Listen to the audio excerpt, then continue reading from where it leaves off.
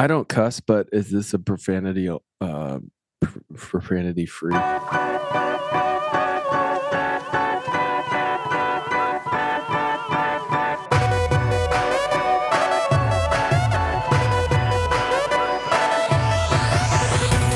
Welcome to Wolf Brothers Podcast, coming in all the way from Dallas, Fort Worth. Where do you live? It's Fort Worth. Yeah, don't say Fort Dallas. Worth, Tech. Don't say Dallas. Texas. Yeah. Texas, true and true. Samuel Downe, right. Sam Downe. How you doing, bro? It's good to be here, boys. I'm doing quite well. Just had some fabulous toast from Toastique. Shameless plug. By the way, that's good. Toastique, if you're listening to this, you're free to sponsor this podcast for my boys. They could always use some special toast. Yeah, dude, we have a line out the organic door, juice. so get in line, Toastique, because Yeah. sponsors have been clamoring to get in on the 30 viewers that we have on this podcast. right. Good to be back. It's been a few weeks after the Olympics and Summer League. We haven't had a ton of things to talk about, but we thought we'd bring in a Mavs fan, since, you know, Mavs expert. Mavs expert. Not an expert. But since we've, there's something of a rivalry going on here. I feel like there's going to be another moment in the coming years where there's a head-to-head, and we thought we'd have a little conversation. So, Sam, thanks for being here. And Dallas has been really picking up the heat by just throwing shade at Gobert. If you guys didn't see that lively comment. I haven't seen it. What'd he say? Oh, man. Okay, I got it. Yeah, I gotta look this up. Derek Lively said they're talking about people playing just because they're big contracts. And, Theo Pinson, he was, by the way, second team all G League. Mm-hmm. Perfect example. Played the Minnesota Timberwolves. There is zero reason Rudy Gobert should have been on that court. Zero, Lively echoed. But you are paying him $40 to $50 million. You better get your A out there and figure the F out, Pinson said. And he didn't, Lively said. So Derek Lively. Wow, dude. Who is he? Theo Pinson. Okay. 24 years old? That he's been in the league like 2 years. Yeah, he's a kid. I mean, I feel like the best case scenario is Rudy Gobert for him. So it's kind of funny to me. But best is Theo Pinson. Picking it up with rough. Rudy Gobert. I don't love it. I don't love it. Okay, I'm glad that's how you feel, because I got a little red from that. Yeah, I'm not a big trash talk fan, especially when you're a kid, you know. Like if you're Beyonce, or like if you're Kobe Bryant, rest in peace. I'm good with you talking a little noise, because you're like, you're not goated, but like you could be. Theo Pinson, you gotta shut up, dude. Wherever you are, dog.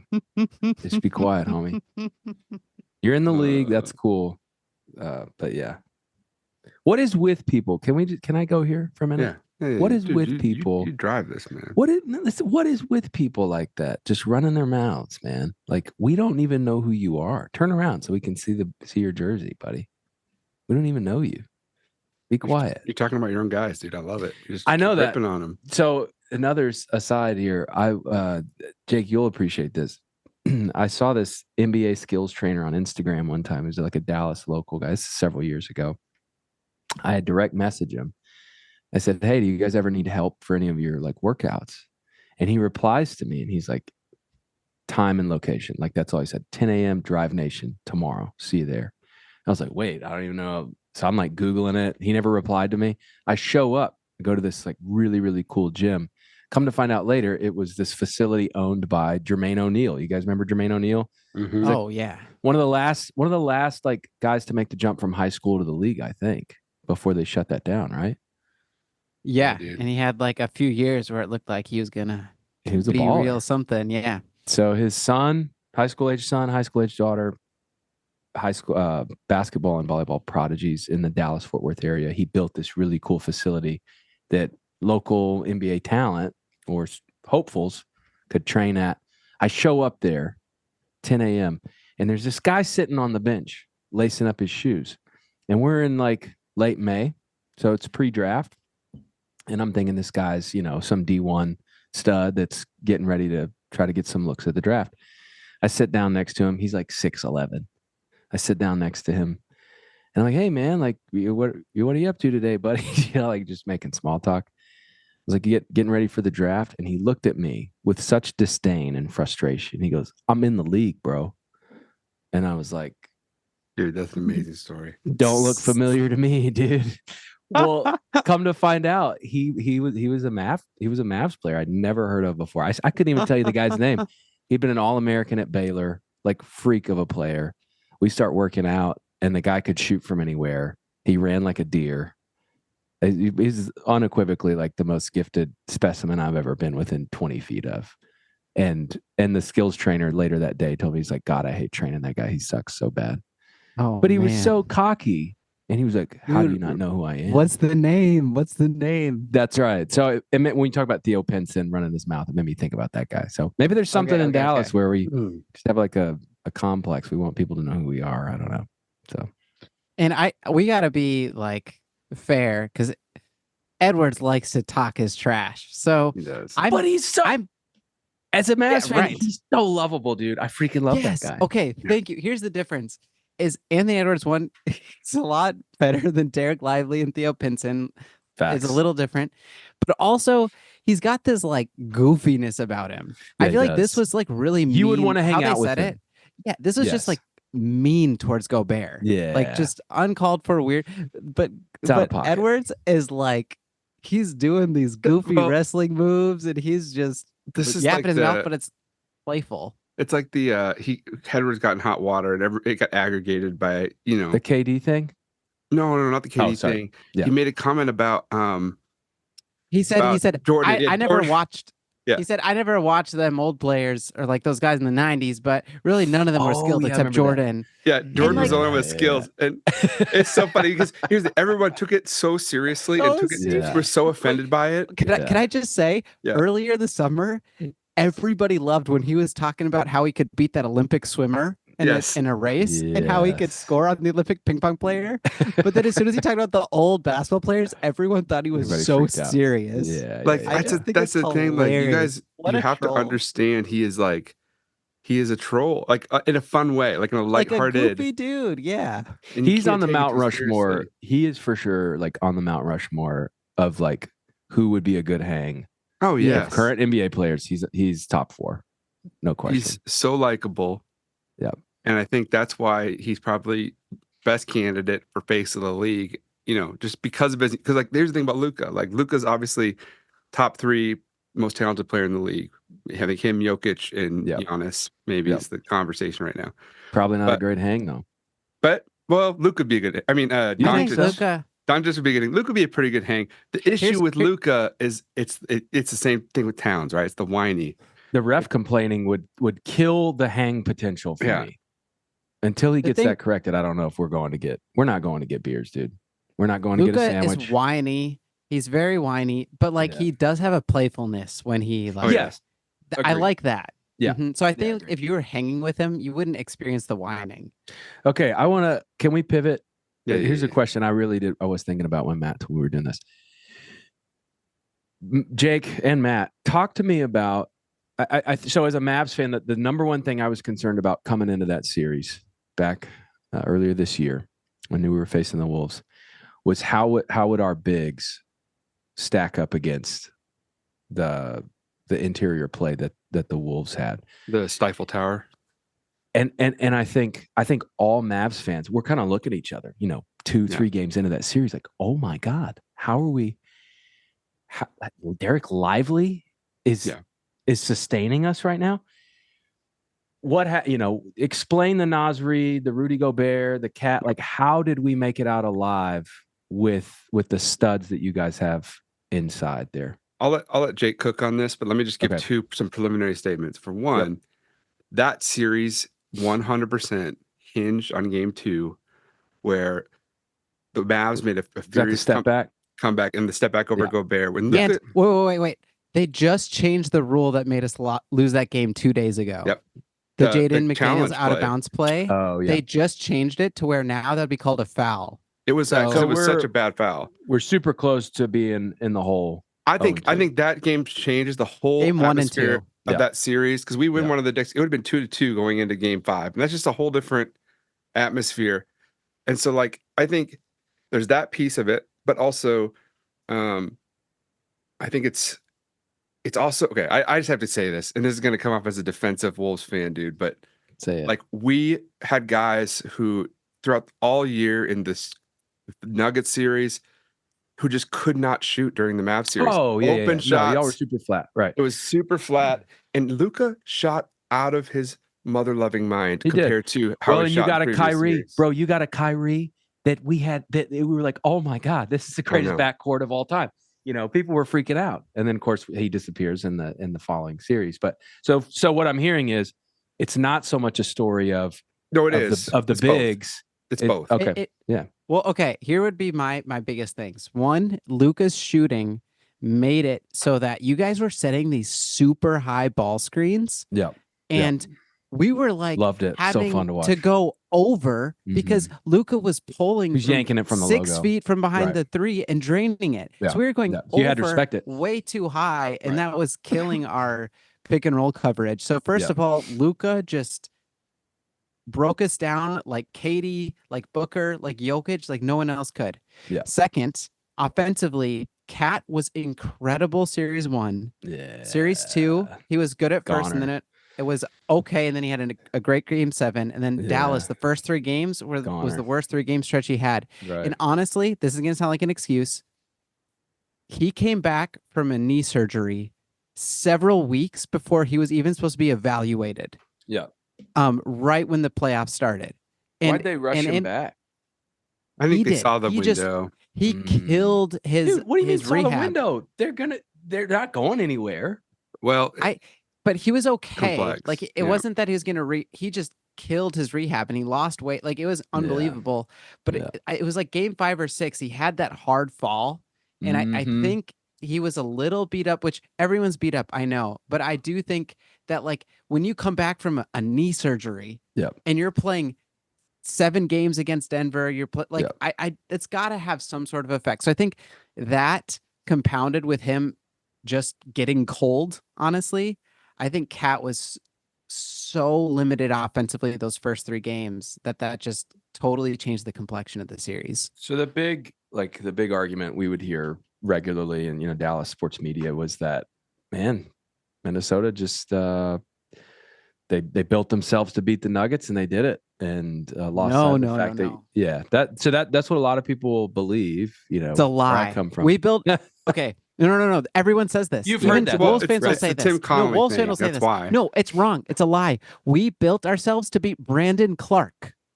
We got killed because Brandon Clark got 4.5 rebounds a game on us on offense when we played Memphis the year before. Right. They killed us on the offensive boards. And so we said, we need better rebound and a little better interior defense. The first time we played the Nuggets, we didn't do the Cat Gobert thing.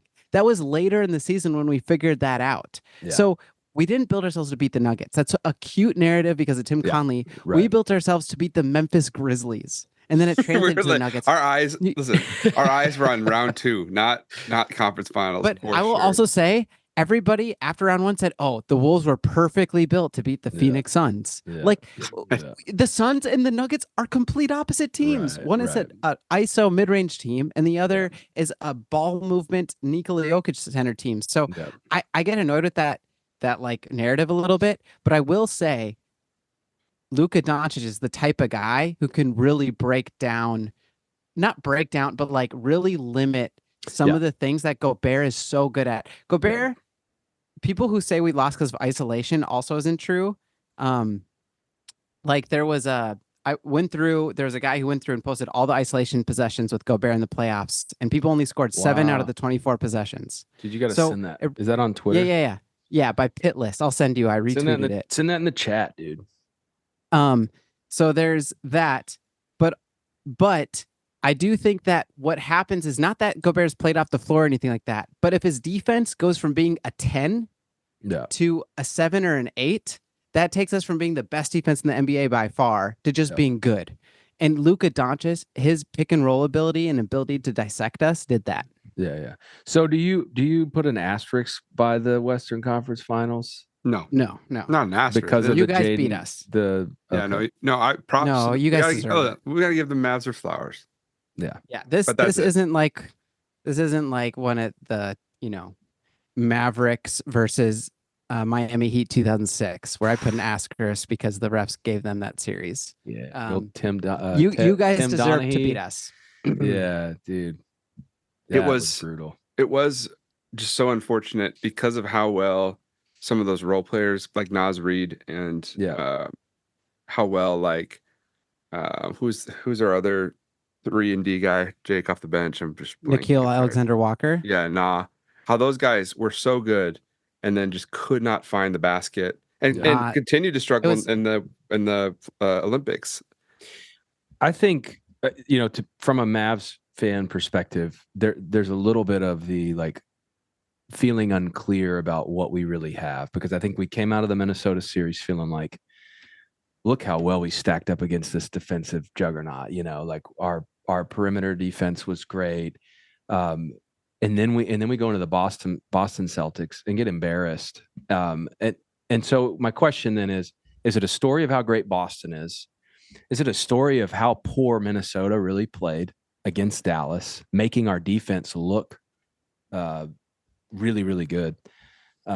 Or did Luka and Kyrie just play out of their minds and none of that other stuff matters? And then Kyrie was missing in the Boston series. But everything means in context to me, especially as it pertains to sports. And I'm like a little bit on pins and needles coming into this year. Like, who are we defensively? Are we what we saw in the Minnesota series, or did Minnesota just play like crap and just have a bad series? They were beat up from the Nuggets series and tired, and I think don't there's know. some of that.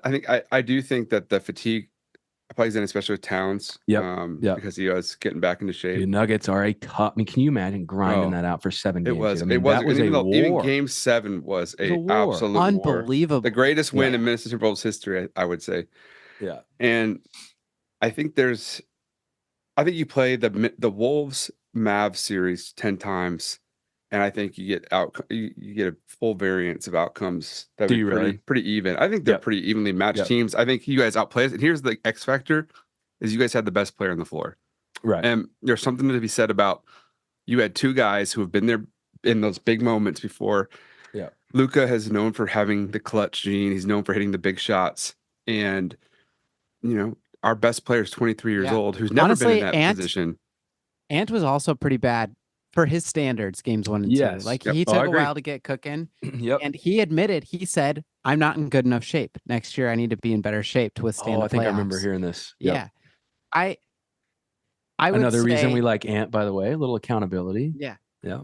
I would also say, so like Matt and I were talking to that series, and we were part of us was disappointed because we never played like in series 1 and 2, we reached heights that we never got close to against you guys. You guys still beat us. Yeah. Like, I'm not trying to say you you didn't deserve it, but I also feel like what happened to some of your guys' shooting versus Boston? Like, Boston's better than either of us this year. Yeah. Like they were, but I feel like you guys also dropped the ball a little bit. I was disappointed because I was like, I know Dallas is better than this. Like, the team we just played is better than what they're showing. Did you feel that? Oh, 100%, dude. We were all just kind of like scratching our heads like, dang it, are we really this bad? Like, I don't think we're this bad, but we sure look bad. That you had the the ghosts of all Kyrie's Celtics ghosts kind of coming out, and that was the fear, right? It's like everybody's just kind of like looking at each other like, oh my god, like the Kyrie that that magical Kyrie that we've all seen glimpses of through his career is not dead and gone. He was this villain for a while with had the COVID stuff and the anti-Semitism. And now he seems very level-headed, seems very healthy in Dallas, emotionally, relationally. Dude, that is a thing that you can just observe, like the zen that Kyrie had in our series, even in post-game interviews. Like, he just felt like he finally grew up. Yeah. I don't know. So then you get into Boston and see him just missing shots that he had made all playoffs and think, oh no, here we go again. He's rattled internally. So I don't know what to make of it. Can't take anything away from the machine that they've built there in Boston. Was it Brad Stevens? I mean, that goes all the way back to the days that he first got brought into the President league. Stevens. Dude, what Do a you- stud, man. Do you feel a little salty losing to Kristaps? I don't necessarily like. That's just not my tendency as a fan. I mean, the dude's just had a hell of a journey himself. So to get to come out and provide the spark early in that series that everybody. I mean, I think it's amazing. I love stories like that as a sports fan. I don't have any reason to hate on him. So I will it's also good for say, the league to have guys like that. I mean, it's so fun to see like freak shows like that fill it up. So yeah, I will also say, Dallas in the regular season, you are the same Dallas, I think, as you were in the playoffs post-trade deadline. This wasn't people who observed how you guys transformed. Yep. This shouldn't have been a surprise. You guys were up there with us and Denver and OKC ever since you guys made your changes. That's right. Yeah, I think I saw Jake. You would know this better than I would, but I think we had like one of the best records, if not the best record, post trade deadline in the regular season. You maybe had the best net rating. It was up there at least. Yeah, you were with us for sure. And so everybody who was like into that kind of nerdy stuff was like, Dallas is a team to look out for. Dude, that's right. I remember Tim McMahon saying that. I think late in the regular season, they were giving their postseason predictions, and he gave us a shout out. I was like, I don't know, man. And then we saw it. So it's fun though. I think about the trajectory of like my childhood, getting to see Dirk. The Cowboys have sucked my whole life, basically. But man, the Mavs were a 50-win team for forever, and now we got Luka, and it's really, really fun. It's been a blast to watch Mavericks basketball with my son. And dude, what was that like watching that? Oh, dude, it's incredible. Wolves?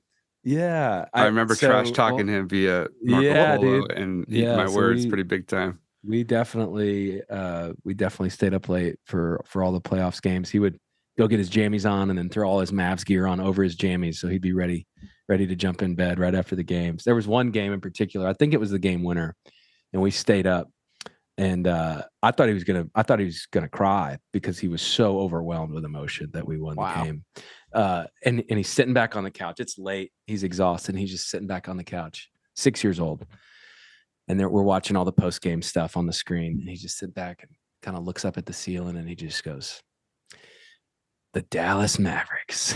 It was so great. Good. Yeah, it was awesome. So I got to watch the Denver series in the hospital right after Luke had been born with him. So his first games ever was us winning the best series in history. Incredible. That was pretty cool. That's fantastic. Yeah, dude. Now there's something about sports and family and the father-son thing that's really special. So no, I get very sentimental thinking about that. But so predictions for this season.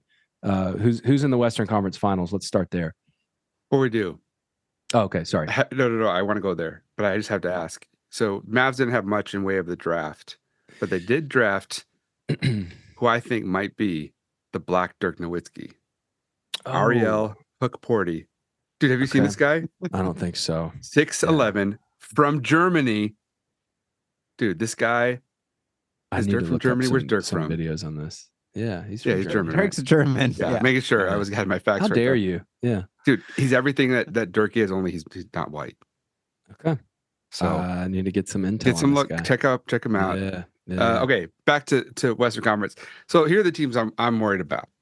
Okay, dude, you and I have gone back and forth on this a lot. But Zion looks freaking good, bro. He's lost I think he's got to be on the Zempic. I don't know. He's lost 65 pounds. He should be. He looks amazing.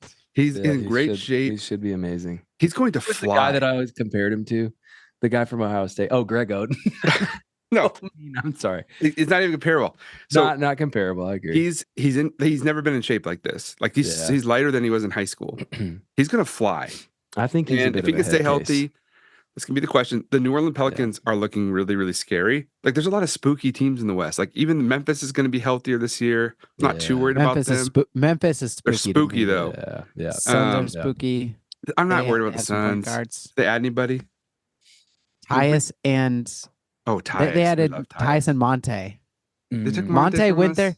Yeah, Monte went there because he's like, I'm going to get a starting point guard role. And then at the end of free agency, they got Tyus, so he didn't go. We maybe would have kept him had Oh, he known Tyus was going to go there. But they got like two of the purest point guards in the NBA.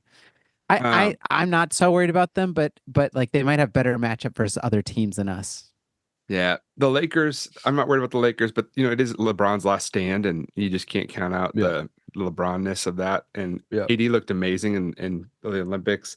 Yep. So if they make some moves, some last-ditch efforts to, and, Bronny may, who knows, he may be the next, I don't know. Derek White, if he's lucky. He might be the next Jose Calderon. Yeah.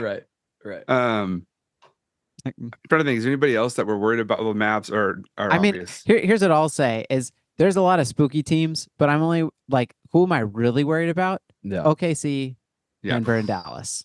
Like us OKC, four. dude. Honestly, Oh my gosh. Memphis, I'm pretty spooked about, but they have a lot of questions. Like there's a lot of teams that could end up being awesome, but they have questions. There's The a team four of you us haven't mentioned that I'm really surprised about. But the Talking four about teams. Wemby and the Spurs, dude. Come on, man. Come on. He's man. getting good I too don't fast. know, man. They're and not who do they gonna add? be at our They just threw level. somebody in the mix. They got the CP3. Yeah, CP3, Jake's my favorite player of all time. Yeah. So No, they're not. I'm 1,000% more worried about teams. the Spurs than I am the Pelicans. The OKC is spooky as heck, Yeah. though. No, they're Adding- the real deal. They're the real deal. I mean, Hartenstein what did Mavs win that series in 6 games? and Caruso. A bunch Yeah. of kids, dude. They were, but there are changes. Changing Giddey for Hartenstein and Caruso, and then also the just natural progression of their young they're guys. The real deal, dude. They are very, very scary. I think they will likely be first in the conference in the regular season. Playoffs, we'll see. Yep. But So Western Conference Finals, you got $100. Place your bet. doing Who's the matchup? rematch, bro. Really? Okay. Here- that'd be really fun. Here's what I will say is that Luka, I feel like Luka and Ant are two of the best examples of players who are way scarier in the playoffs. Like a lot of times people will say that about players and the stats don't back it up. Yep. Ant is hilarious where he's always so much more efficient. Every year in the playoffs, he's shot 60% true shooting. And he's never been close to that in the regular season. Luka is crazy in the playoffs. Yeah. I do think that Luka and Kyrie's games both are just so resilient for playoff basketball. Yeah. And so the way they officiate helps, because I feel like playoffs typically are it's not good for SGA. Not good for Not good SGA. No, it's not. Not good for the fouled baiters. And Luka certainly does that. But the problem is he uses his body so well. That's the thing. He makes the shots. Right. He doesn't need it. So what's your prediction, Kyrie's Jada? so ethical with his buckets. He doesn't get fouled at all. Yeah. But with his buckets. I think the way it's going to shape out, I think it's going to be regular season. I think we're going to have we're going to be number 2. I think it's going to be OKC Minnesota. So I think it'll end up being those two teams in the Western Conference Finals. Yeah.